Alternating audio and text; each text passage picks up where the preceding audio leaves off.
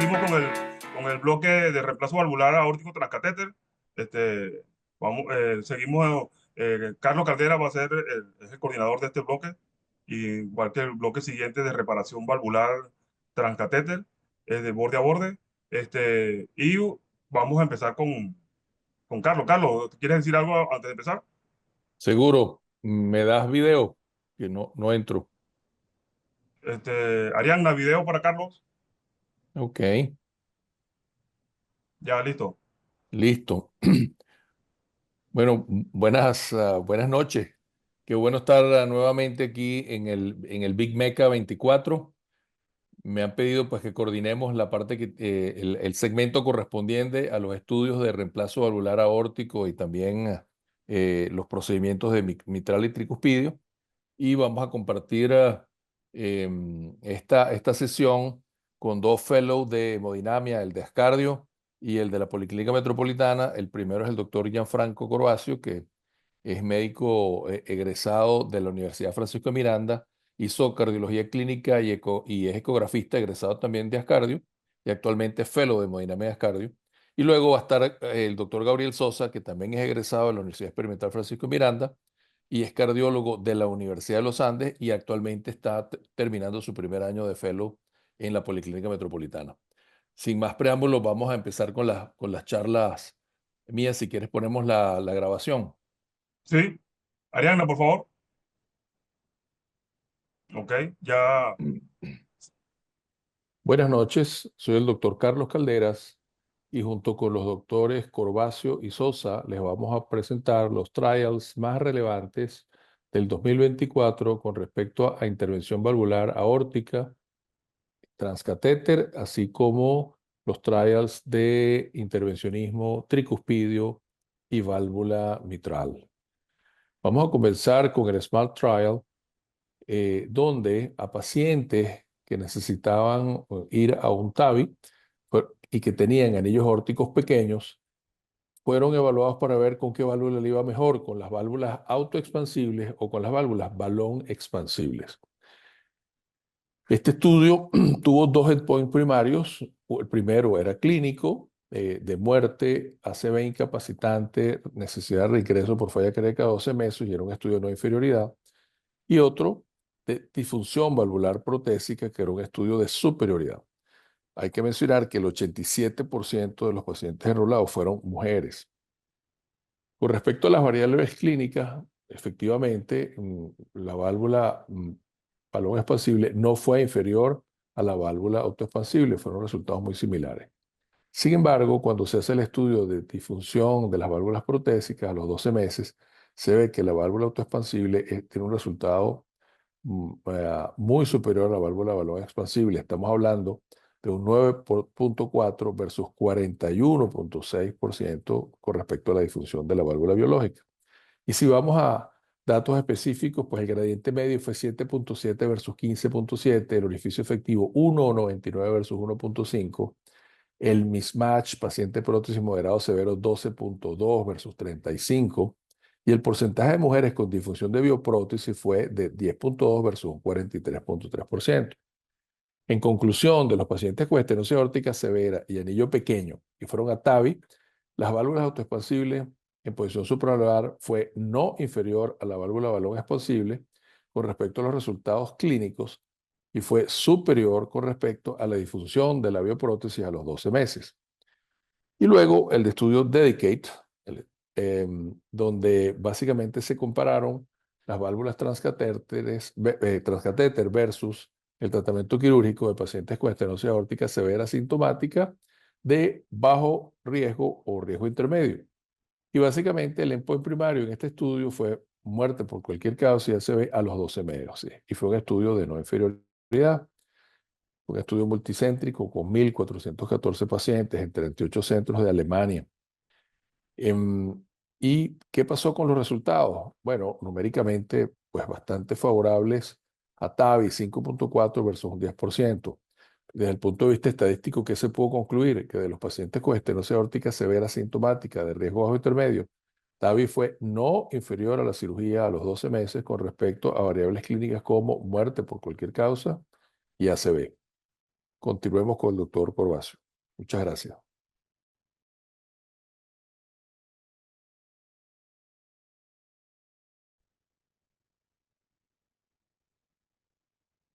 Saludos, soy el doctor Gianfranco Corbacio y en esta oportunidad analizaremos el estudio Notion 3, diseñado para investigar la hipótesis de que la intervención coronaria percutánea previa al TAVI mejoraría los resultados en este grupo de pacientes. Este fue un ensayo abierto y aleatorizado iniciado por investigadores de dos hospitales de las regiones nórdica y báltica. 455 pacientes portadores de enfermedad arterial coronaria significativa estable con indicación de TAVI fueron aleatorizados en dos grupos. 228 pacientes fueron sometidos a intervención coronaria percutánea sistemática previa, durante o hasta 2 días después del TAVI si tenían enfermedad arterial coronaria fisiológicamente significativa definida por un FFR menor o igual a 0.80 o estenosis mayor o igual al 90% del diámetro luminal definida por angiografía coronaria. Y los 227 pacientes restantes fueron sometidos a TAVI sin revascularización. En cuanto al punto final primario de este estudio, fue un compuesto de muerte por todas las causas, infarto de miocardio o revascularización urgente. Se observó una menor incidencia del punto final primario en aquellos pacientes sometidos a intervención coronaria percutánea previa al TAVI frente al grupo de tratamiento conservador. Igualmente, los puntos finales secundarios, que eran componentes del primario, como infarto de miocardio o revascularización urgente, fueron significativamente menos frecuentes en el grupo de intervención coronaria percutánea, pero los eventos hemorrágicos fueron mucho más frecuentes en el grupo de intervención coronaria frente al grupo de tratamiento conservador, observando su mayor beneficio en aquellos pacientes que tenían estenosis coronaria mayor o igual al 90% de su diámetro. La ICP previa al TAVI redujo la mortalidad y la ocurrencia de estos eventos adversos en este estudio en comparación con la TAVI aislada, pero aumentó la ocurrencia de sangrado menor. Por lo tanto, considera que la ICP debería ser el estándar previo al TAVI, pero con decisiones adaptadas al riesgo individual de cada paciente. El estudio Popular PAUS TAVI fue diseñado con la finalidad de investigar la seguridad y la eficacia de continuar o interrumpir la anticoagulación oral en pacientes con indicación de anticoagulación a largo plazo durante el TAVI. Fue realizado en 22 centros de Europa, en los cuales 858 pacientes, de los cuales el 95% de ellos eran portadores de fibrilación auricular y recibían anticoagulación oral a largo plazo, que iban a ser sometidos a TAVI transfemoral o transsubclavia, fueron aleatorizados en dos grupos. 435 pacientes para el grupo de continuar la anticoagulación oral incluso el día del procedimiento, frente a 434 pacientes a los cuales se les interrumpió la anticoagulación oral en una media de 48 horas previas sin indicar terapia puente con heparina de bajo peso molecular o heparina no fraccionada.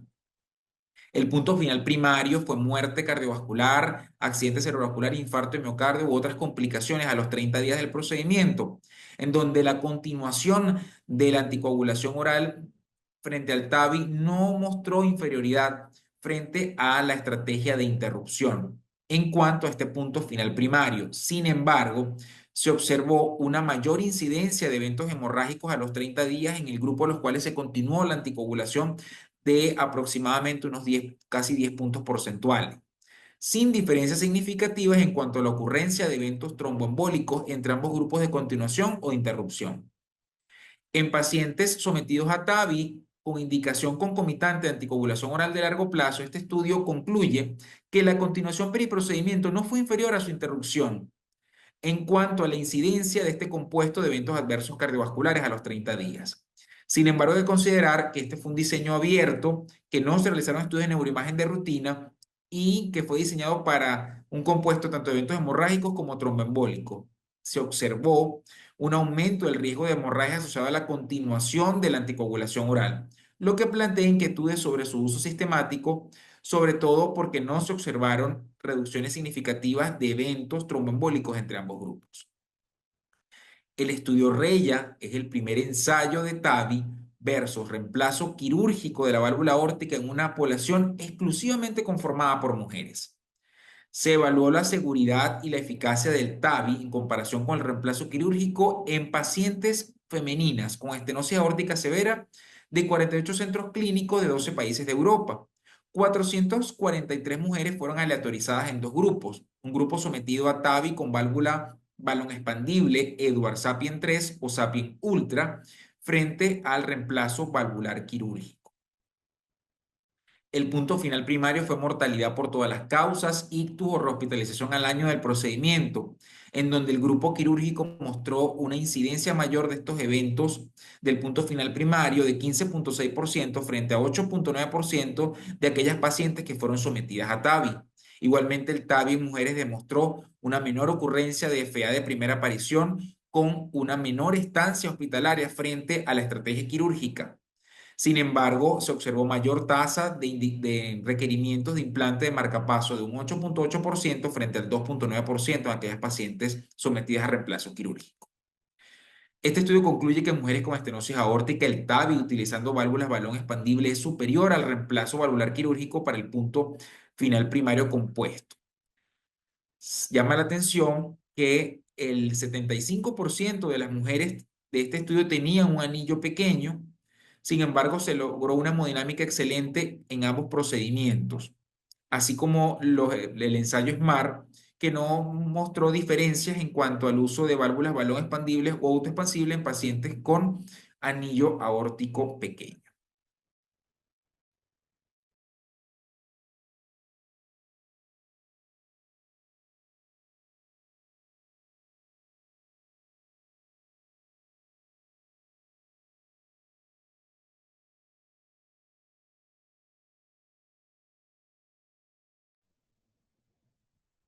Muy bien, vamos al siguiente bloque Buenas seguidamente. tardes a todos. Primero que nada, muchas gracias a la Sociedad Venezolana de Cardiología y en especial al doctor Carlos Calderas por la invitación a este evento.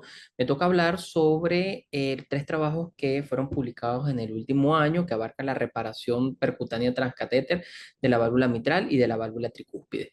Iniciamos con el primer estudio, el TRIFR, el cual el objetivo del ensayo fue evaluar la eficacia y la seguridad de la reparación borde a borde de la válvula tricúspide más terapia médica sola en comparación con la terapia médica sola entre pacientes con regurgitación tricúspide secundaria aislada severa o mayor a severa. Se incluyeron pacientes mayores de 18 años de edad que se encontrasen en clase funcional de acuerdo a la NIJA de 2 a 4, que fueron calificados como inoperables y que presentasen una regurgitación tricúspidia severa o mayor a severa. Se le autorizaron 152 pacientes al tratamiento con dispositivos de Abbott Strictly más terapia médica versus 148 pacientes de terapia médica sola y el seguimiento de estos pacientes fue de un año. El punto final primario, el cual fue una puntuación clínica compuesta de una mejoría de la clase funcional de acuerdo a la NIJA, un score de evaluación global del paciente y la incidencia de MACE, se encontró que en el 74.1% del grupo de la terapia con Triclip mejoraron en comparación con solamente el 40.6% del grupo de la terapia médica sola. Se encontró de igual manera una reducción del grado de la regurgitación tricúspidia a menos de 4 cruces en el 93.2% del grupo de la terapia con Triclip, en comparación con solamente el 46.5% en el grupo de la terapia médica sola. Por lo cual se pudo concluir que la reparación borde a borde transcatéter de la válvula tricúspide mejoró significativamente los resultados y la calidad de vida en comparación con el tratamiento médico solo después de un año de seguimiento.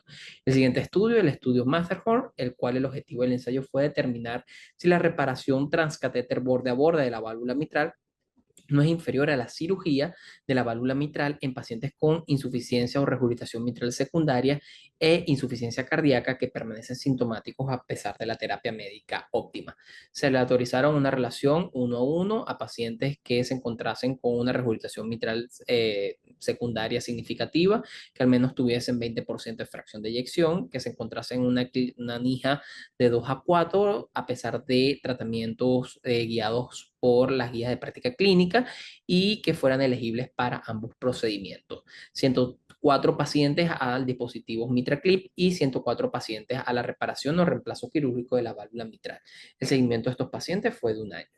El punto final primario, que fue un compuesto de muerte, hospitalización por insuficiencia cardíaca, reintervención de la válvula mitral, implantación o necesidad de implantar un dispositivo de asistencia ventricular izquierda o accidente cerebrovascular dentro del año después del procedimiento, ocurrió en el 16.7% en el grupo del MitraClip y 22.5% en el grupo de la cirugía. Esto no fue estadísticamente significativo para superioridad, pero sí estadísticamente significativo para no inferioridad. De igual manera, el punto final de seguridad, que fue un compuesto de eventos adversos importantes dentro de los primeros 30 días posterior al procedimiento, ocurrió estadísticamente menos en el grupo de la terapia con MitraClip, por lo cual se pudo concluir que entre los pacientes con insuficiencia cardíaca y regurgitación mitral secundaria, la reparación borde a borde transcatéter no fue inferior a la cirugía durante el primer año de seguimiento, con un riesgo significativamente menor durante el primer mes post procedimiento. El siguiente estudio, el estudio Reshape HF2, el cual el objetivo fue evaluar la eficacia y la seguridad de la reparación borde a borde de la válvula mitral más la terapia médica versus la terapia médica sola en pacientes con insuficiencia cardíaca sintomática y regurgitación mitral funcional moderada o severa. Se incluyeron y se aleatorizaron una relación 1:1 a pacientes con signos y síntomas de insuficiencia cardíaca, a pesar de tratamiento médico óptimo, que presentase una regurgitación mitral de moderada a severa, con una fracción de eyección de 20 a 50% y que estuviesen o que hayan tenido una hospitalización por insuficiencia cardíaca en los últimos 90 días antes de la aleatorización. 250 pacientes se aleatorizaron al tratamiento con dispositivos MitraClip más terapia médica versus 255 pacientes a la terapia médica sola. El seguimiento de estos pacientes fue de 2 años. La tasa de hospitalizaciones por insuficiencia cardíaca o la muerte cardiovascular fue menor en el grupo del MitraClip, con 37 eventos por cada 100 pacientes años, en comparación con solamente 58.9 eventos en el grupo de la terapia médica sola.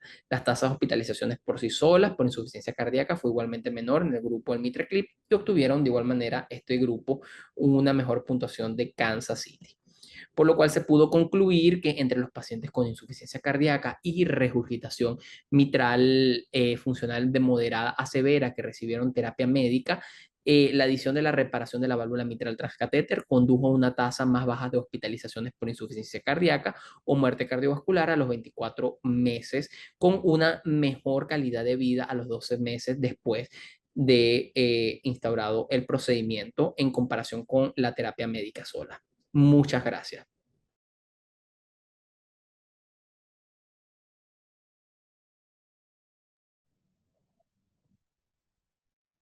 Excelente. Bien, Muchísimas gracias, tremendas Carlos. presentaciones, Excelentes presentaciones. tremendo ensayo clínico, ¿no? ¿Me escuchan? ¿Todo bien? Sí, sí, todo bien. Ok. Bueno, yo quiero comenzar, pero primero felicitando a los dos expositores que lo hicieron en su tiempo adecuado y dieron los puntos claves de estos estudios, ¿cierto? Y yo quiero comenzar hablando con el doctor Corbacio, con Gianfranco. Hoy hicimos un TAVI, hoy, precisamente hace pocas horas, de una mujer de 77 años con un anillo de 20 milímetros. Utilizamos una válvula autoexpansible en posición supranular. ¿Y qué gradiente medio tuvimos al final, Gianfranco? Bueno, para beneplácito de nosotros tuvimos un gradiente medio de 3 milímetros de mercurio. Ese fue el gradiente final del procedimiento. Sí, y esto ¿Eso lo, fue invasivo o por ecocardiografía? Por ecocardiografía. O sea, que sí. ¿cuánto dinero está recibiendo la ecocardiografista para eso, para reportar esos números? No hay sesgo, no hay sesgo. Ahí no estaba yo de ecocardiografista. Sí, realmente a todos los que hacemos intervencionismo y hemos trabajado con válvulas autoexpansibles y balón expansibles, bueno, poner una válvula expansible con balón es extremadamente fácil, ¿no? Entonces uno apenas estás allí y la pones rapidito y te parece que, bueno, quedó perfecta, ¿no? Pero cuando se revisan estos resultados y uno lo ve al año en el Smart Trial, donde hay una degeneración estructural de la válvula comparativa entre las autoexpansibles y las expansibles con balón, que va de un 5 a un 43%, esto es importante. Y cuando comparas esos gradientes medios en el Smart Trial de 7 contra 15, pues aunque no hayamos visto que esto tiene repercusiones Clínicas aparentes hasta este clínicas, momento, exactamente. sí, esta liebre va a brincar, ¿no? Esta liebre va a brincar porque es que No, la no, diferencia, no va a encontrar en algún momento el camino seguro. Es decir, sí, que definitivamente la autoexpansible al final será mejor. En eh, anillos en anillos pequeños pequeños. pareciera, Ok. anillos Sí, pequeños. en los anillos pequeños, y O fíjate que sea, en el estudio de las el, mujeres, en el estudio de las mujeres eran el setenta y 75% cinco eran por anillos ciento pequeños. tenían anillos pequeños, ¿no? Y le fue Claro, muy pero es que bien. Sí, sí, creo yo, dime, Carlito, dime. en el SMART, que era un estudio de anillos pequeños, el 90% de los pacientes eran mujeres. O sea que es una Sí. enfermedad, entre comillas, o una situación clínica casi exclusiva del sexo femenina dentro de la cardiología. Claro, si bien los resultados clínicos fueron bastante similares al año, el comportamiento hemodinámico fue diferente e incluso también la estructura de la prótesis en cuanto a degeneración fue también diferente. Entonces ahí Total. las válvulas autoexpansibles que son supranulares y no ejercen su acción intranular, pues el comportamiento es diferente en este grupo de pacientes de anillos pequeños que predominantemente son pacientes del género femenino como la que hicimos hoy, y llama la atención que en REYA, que este estudio de mujeres, fueron excluidas mujeres que tuvieran válvula bicúspide, que también sería otro subgrupo dentro de estas pacientes de anillo pequeño o que tuvieran alguna otra característica anatómica que pudiera generar complicaciones respecto a este grupo de pacientes. Perdóname que te corrija porque todavía eres fellow y te puedo corregir, ¿no? Pero no necesariamente todas las autoexpansibles son supranulares. Ok, Hay válvulas autoexpansibles que tienen la válvula en posición anular, ¿no? Entonces, Ok. esta ventaja no la tienen. Entonces, esta Ahora, ventaja es de la autoexpansible en posición supranular, que es importante. me llamó la atención que tú dijiste que implantaste una válvula balón expandible en posición supranular. Ah, no, no, Que si tú, o autoexpansible, que, auto. autoexpansible. autoexpansible. Pero sí, oye, pero mira, se lo No, no. puso más arriba del anillo. No, no, no. Era para que Pusimos, me explicaras el procedimiento. Ok, perfecto, así sí. sí, sí, sí. Autoexpandible, Mira, entonces, bueno, yo creo que este temita total. hay que irlo refinando. Estamos todos a la espera de el seguimiento a 5 años que se va a hacer del SMART y creo que pues esto puede arrojar información muy importante, ¿no? Mira, el otro tema que es para mí súper interesante es este del Notion Trial y el tema de las coronarias. A mí me tiene loco. Ahora ya cuando entro y inyecto y oye, y ahora qué hago? ¿No? Ya no sabes qué hacer, ya no sabes qué hacer. Sigo, no Mejor, sigo. mejor era cuando el isquemia era lo que importaba, ¿no? Sí, Sí, pero fíjate que es que total. el estudio también es un poco enredado porque va en dos direcciones distintas. Primero, no tratan lesiones de más de 70%, sino tratan lesiones de más de 90%. Entonces tú dices, bueno, eso ya lo decíamos antes, lesiones suboclusivas o críticas de las coronarias principales, proximales, había que tratarlas, ¿no? Pero luego Y se van al proximales, otro sobre todo extremo, que proximales. es el IFR de lesiones que van de 50 a 90, perdón, FFR, medido con la estenosis. Con la O estenosis, sea, y la que estenosis ya es aórtica se un... comporta como si que tú estás evaluando unas Todo, lesiones en tándem. sí, Entonces, como y tal. de hecho, no está validado el FFR. En los estudios que se han hecho tratando de validar el FFR para valorar severidad de la estenosis coronaria en un paciente con estenosis aórtica, no está validado. Yo lo Entonces, de que alguna creo, ajá, manera, En este estenosis estudio aórtica. en en estenosis estenosis aórtica. aórtica, sí, en De estenosis ver, aórtica. Entonces, este estudio viene como pasó por encima de todo. Pasó por encima de El todo. problema, lo que quiere decir, Carlos, para no sé, para el público, es que, claro, nosotros tenemos una estenosis aórtica y después de esa estenosis aórtica emergen los óseos coronarios y allí es que nosotros vamos a hacer la medición, pero ya tenemos una prelesión que condiciona el resultado que vamos a tener más adelante dentro de la coronaria y hace muy difícil la interpretación, amén de que el músculo también está bastante más hipertrófico, que la capacidad de vasodilatación de ese lecho vascular está prácticamente al máximo. Entonces, nosotros se puede hacer, porque de hecho ellos lo hicieron, pero bueno, tienes que tiene que ajustarlo para el contexto particular de los pacientes, ajustarlo con casi personalización absoluta, de que en este paciente esta información me dio porque la FFR me dio 0,30 y dije, bueno, mira, es químico extremo y bueno, tú decides con eso apoyar tu decisión. Supongo que eso pudiera ser una indicación grosera, no fina, pero para tratar de buscarle algún sentido, pues. Sí, pareciera que incluso los resultados de isquemia no tienen nada que ver si vas a poner un TAVI. Sí, este resultado fue Bueno, muy duro, porque de verdad que todos Tendrán los que guidelines que revascularizar se a venían todos. escribiendo eran opuestos a esto. Deja esas coronarias quietas. Ese señor tiene 85 años, él no tiene, su problema no es de que hecho, tiene angina, sino la estenosis aórtica y déjalo tranquilo. de hecho hay centros en el mundo que no hacen coronarias pre-TAVI. O sea, no la hacen si el paciente no tiene ningún síntoma relacionado con potencial enfermedad coronaria. Si no tiene angina, pues se acabó. Y si no tiene, aquí después vemos cómo lidiamos con eso. Si el paciente después de resolverle su compromiso hemodinámico más importante, hace algún síntoma, lo revisamos y decidimos. O sea que es interesante cómo está emergiendo de esa tendencia, pues.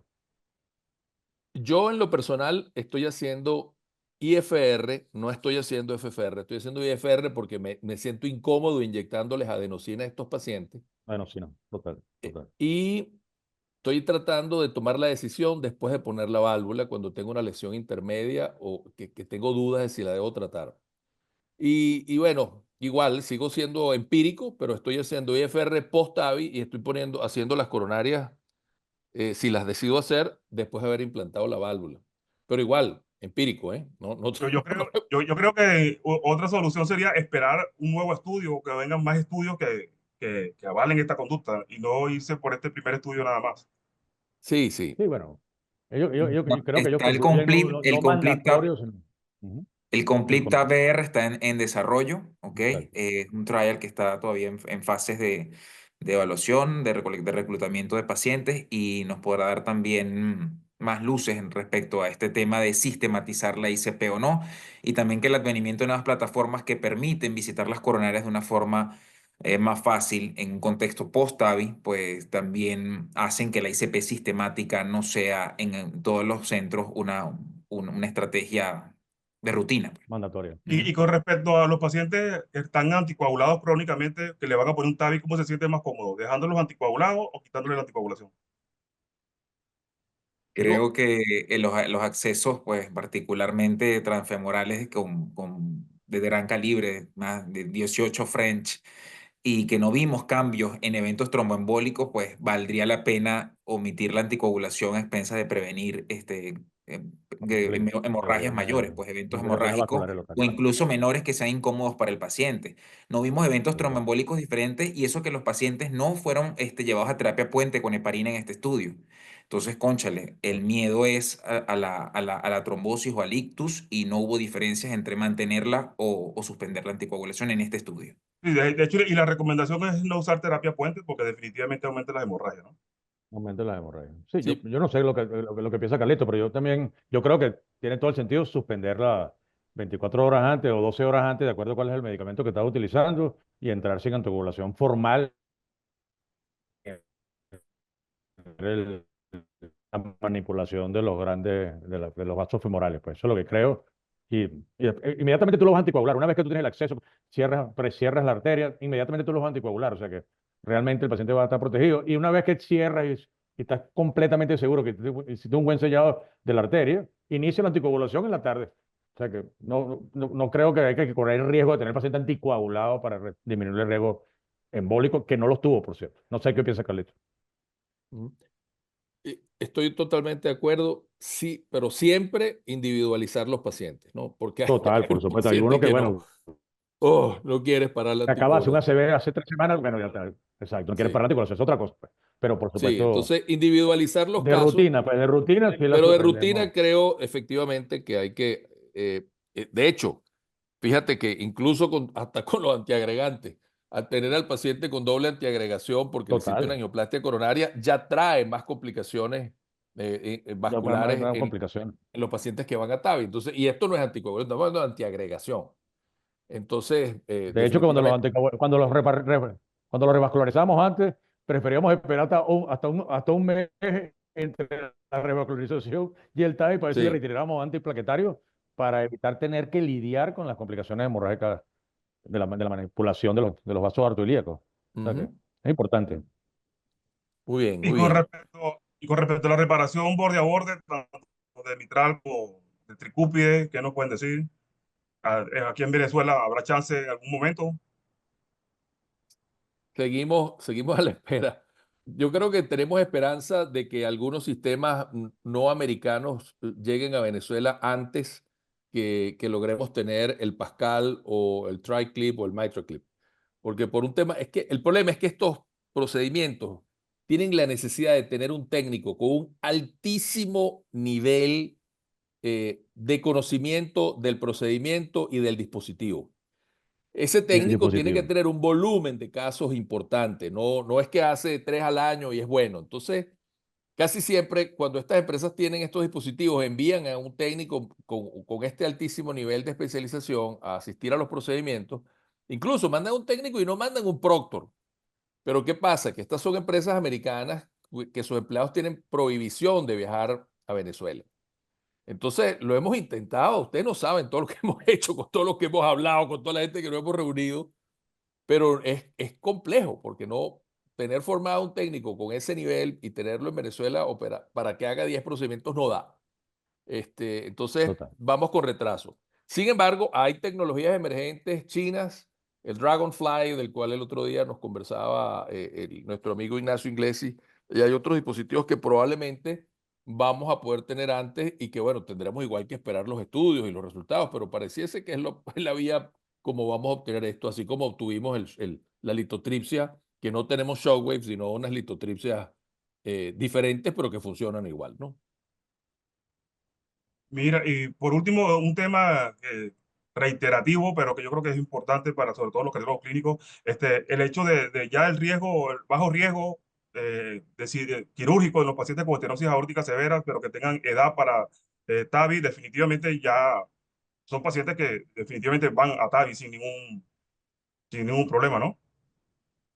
José Miguel, dile tú algo ahí, porque Bueno, no, bueno, tú sabes que todo el movimiento de TAVI comenzó quizás al revés a cómo se utiliza en los pacientes. Inicialmente tú tratas pacientes de bajo riesgo. En el movimiento de TAVI se comenzó con los pacientes casi premortem. Y en esa situación, el TAVI, por supuesto, ya se impuso. Y después, bueno, hemos ido migrando a pacientes de cada vez menos riesgo.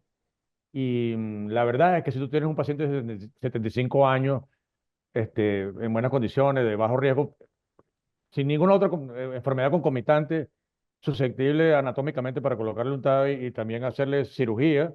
Es una decisión muy del Heart Team, pero yo a esa edad, después de los 75 años, estoy inclinado a que esos pacientes se manejen con TAVI, porque francamente allí ya no hay ninguna gran diferencia. Tú no tienes años suficientes de vida como para hacer una gran diferencia por una intervención quirúrgica o una intervención con TAVI, pero el TAVI es mucho más amigable para el paciente, mucho más seguro, con muchos menos días de hospitalización. Bueno, un procedimiento que no tiene comparación, pues.